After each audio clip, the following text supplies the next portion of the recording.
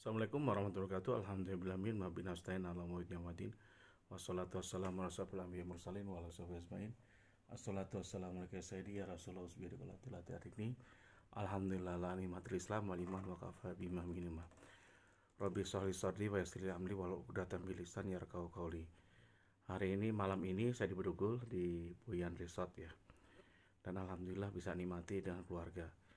Satu hal sob, yang sekarang ini yang mau saya ingin tularkan adalah pengalaman sahabat saya yang punya hutang di bank itu kemarin hampir 45 M gitu. Dia hutang di bank 45 M, distributor besar, dia distributor Unilever, produk yang canggih-canggih semua gitu. Baterai segala macam-macam, tisu, terus softtek macam-macam dia distributor. Dia retail distributor di bukan hanya di Bali tapi hampir di seluruh Bali, juga di Sidoarjo dan Pasuruan.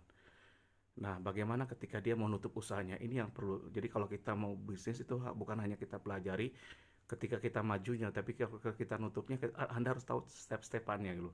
Termasuk saya pernah punya pengalaman dulu. Saya dulu distributor Schneider, Legrand, GE, terus macam-macam gitu. Ketika saya nutup mungkin nggak mulus-mulus amat gitu.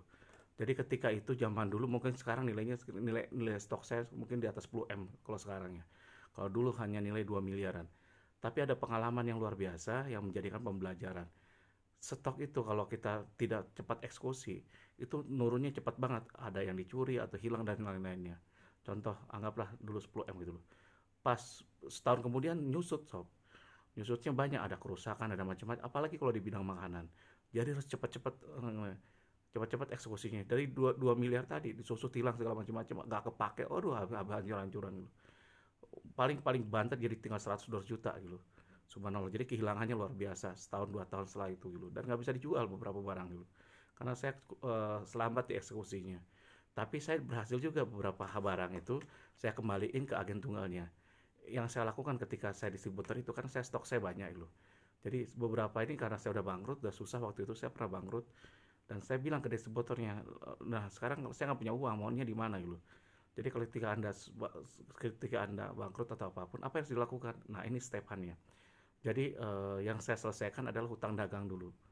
Ya, hutang dagang harus saya selesaikan semua dulu. Sampai karena apa? Jaminannya kan itu lebih mudah gitu. Jadi yang paling mudah dulu step hutang yang bisa diselesaikan. Terus yang kedua, jangan sampai mengorbankan karyawan. Jadi intinya apa? Jadi nanti ada pengalaman teman saya, ketika dia tutup usahanya 6 bulan sebelum tutup dia pindah-pindahkan karyawannya gitu. Jadi dicarikan golden second gitu. Kalau 6 bulan lagi saya mau tutup, saya kasih pesangon seperti ini, normal pesangonnya, tidak dikurangi haknya. Terus mereka bisa mengajukan mengundurkan diri secepatnya gitu.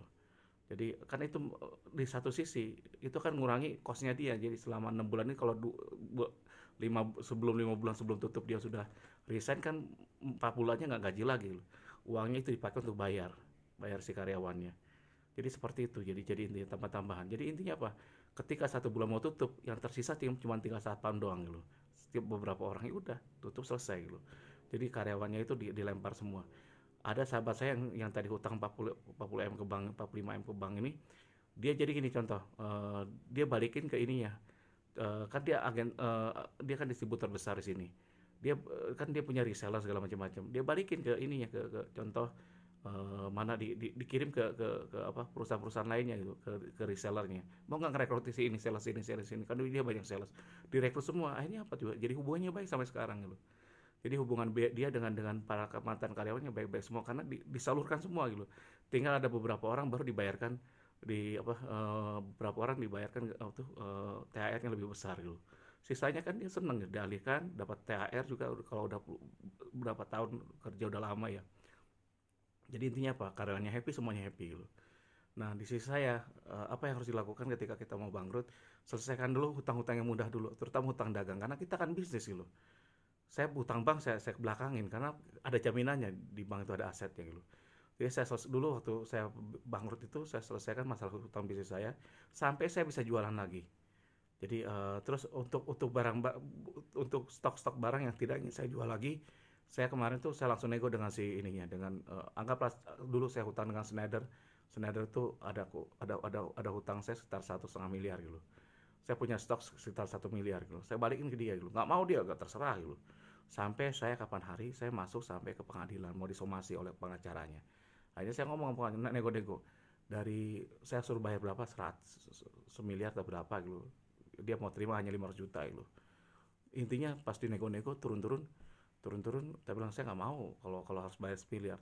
Akhirnya apa, nego-nego, saya balikin barangnya, dia kan tadi nggak mau dibalikin barangnya. Akhirnya nego-nego saya bayar cuma 300 juta gitu. Ketika dialihkan ke pihak ketiga, ke pengacara, jadi pengacara kan lebih enak ngomongnya, tapi dengan perusahaan malah susah negonya, karena perusahaan kan ada targetnya.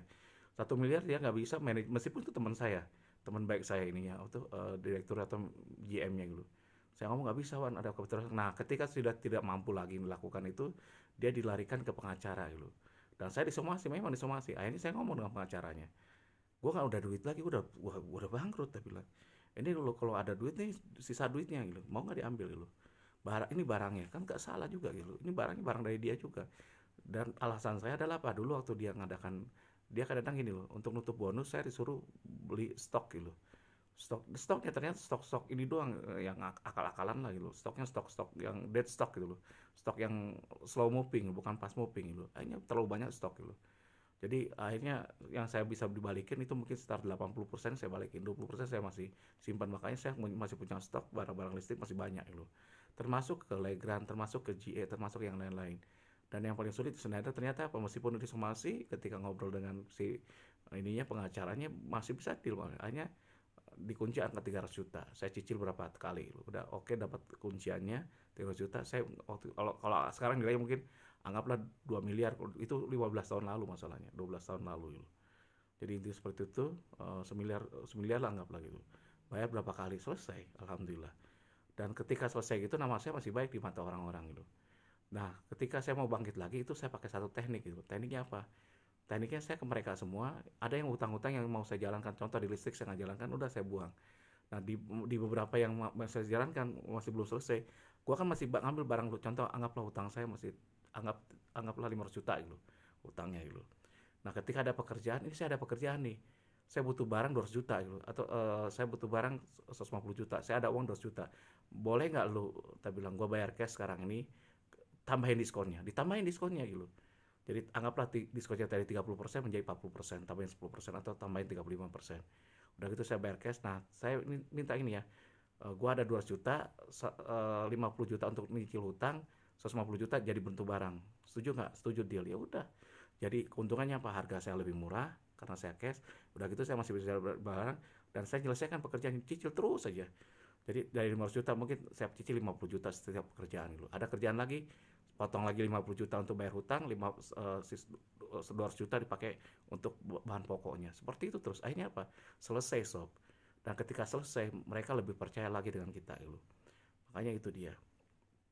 Dan ketika kita tidak, banyak teman-teman saya yang melakukan bisnis yang penting besar perusahaannya, dia pinjam sana tuh jadi distributor atau apapun, utang-utang semua. Saya tuh nggak punya piutang. Sekarang nih, kenapa saya tenang bisnis di ini? Karena saya nggak kejar-kejar orang gitu. Masalah saya cuma dengan bank aja. Karena dengan supplier saya segala macam, saya back tunai semua. CBD malah saya modalin malah gitu. Itu kelebihannya.